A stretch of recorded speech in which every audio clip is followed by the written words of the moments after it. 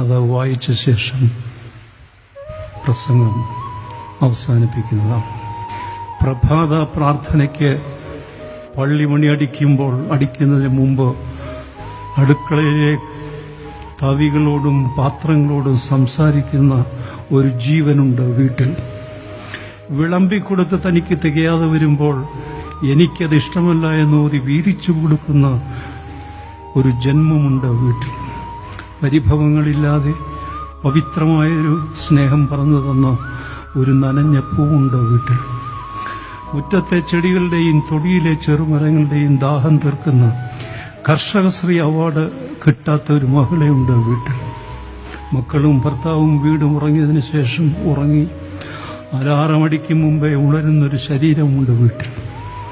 അടുക്കളയിലെ ചൂടും ചൂരും നുകർന്ന് സ്വയം ശുദ്ധമായി ശ്വസിക്കാൻ മറന്ന ഒരു മറവിക്കാരിയുണ്ട് വീട്ടിൽ. പുറത്തുപോയവർ വീടണയും വരെ ഉള്ളിൽ തീ നിറച്ച് തേങ്ങലോടെ കാത്തിരിക്കുന്ന ഒരു ഹൃദയമുണ്ട് വീട്ടിൽ. സമാധാനത്തിനുള്ള നോബൽ സമ്മാനം ലഭിക്കാതെ പോയ മദർ തെരേസയുണ്ട് വീട്ടിൽ. പത്രാസ് കാണിക്കാൻ മറന്നുപോയൊരു നിലവിളക്കുണ്ട് വീട്ടിൽ.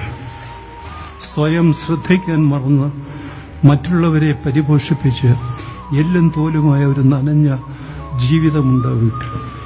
ഭംഗിയില്ലാത്തത് കൊണ്ടാവണം പ്രോഗ്രസ് കാർഡ് ഒപ്പുവയ്ക്കാൻ അപ്പ വന്നാ മതിയെന്ന് മക്കൾ പറയുമ്പോൾ കണ്ണാടി നോക്കി സ്വയം കരയുന്നൊരു പാവമുണ്ട് വീട്ടിൽ. മകൻ യാത്ര പറഞ്ഞ് പടികളിറങ്ങുമ്പോൾ മറ്റൊരു പ്രസവവേദന അനുഭവിക്കുന്ന മാലാഖയുണ്ട് വീട്ടിൽ. ഒടുവിൽ ആ സാഗരം കളമൊഴിയുമ്പോൾ അർത്ഥം മരിക്കുമ്പോൾ കരയുന്നൊരു വീടും വാടിത്തളർന്ന പൂവുകളും പറയും, അമ്മയില്ലാത്തൊരു വീട് വീടേയല്ല. ദൈവം തമ്പുരാൻ നമ്മുടെ മാതാപിതാക്കൾക്ക് ദീർഘായുസ് നൽകി അനുഗ്രഹിക്കട്ടെ.